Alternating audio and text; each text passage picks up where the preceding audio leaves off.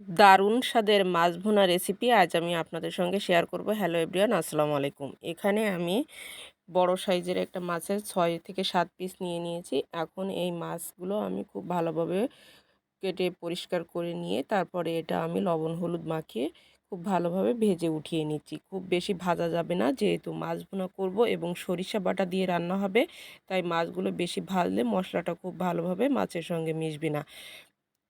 এখন আমি মাছ ভাজার যে তেল সেটা আমি কড়াইতে দিয়ে 2টা বড় সাইজের পেঁয়াজ এবং 5 থেকে 6টা কাঁচামরিচ ফালি দিয়ে খুব ভালোভাবে একটু ভাজা ভাজা করে নিলাম।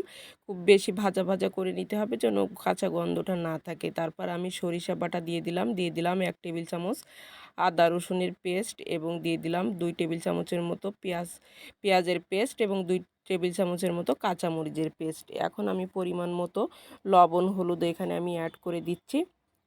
যেহেতু আমি সরিষা বাটা এখানে দিয়েছি, এজন্য খুব বেশি আমি কষাবো না, কারণ সরিষা বেশি কষালে এখানে একটা তিতা ভাব চলে আসে। এখন আমি দিয়ে দিচ্ছি এখানে 2 টেবিল চামচের মতো কাঁচা জিরা পেস্ট।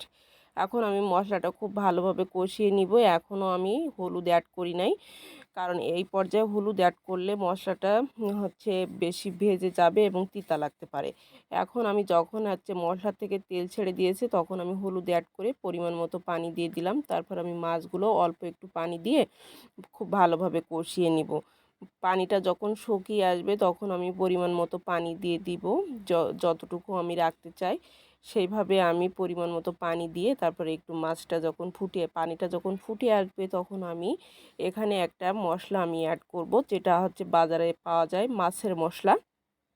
এখানে সব ধরনের মশলা একসঙ্গে মিক্সডের একটা গুঁড়া থাকে, এটা আমি পেস্ট করে নিচ্ছি। মাত্র 1 টেবিল চামচ এখানে আমি ব্যবহার করছি।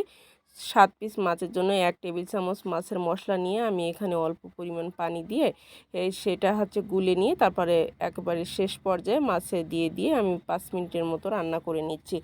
খুব ভালোভাবে রান্না করে নিতে হবে যেন মশলাটা মাছের সঙ্গে মিশে যায়। এভাবে সরিষা বাটা দিয়ে মাছ ভুনা করলে মাছের স্বাদ বহুগুণে বেড়ে যায়। ভিডিওটি ভালো লাগলে ফেসবুক পেজ থেকে দেখলে পেজটিকে ফলো করে লাইক কমেন্ট শেয়ার করার অনুরোধ রইল, এবং ইউটিউব চ্যানেল থেকে দেখলে চ্যানেলটি সাবস্ক্রাইব করে পুরো ভিডিওটি দেখার অনুরোধ রইল। ধন্যবাদ সবাইকে।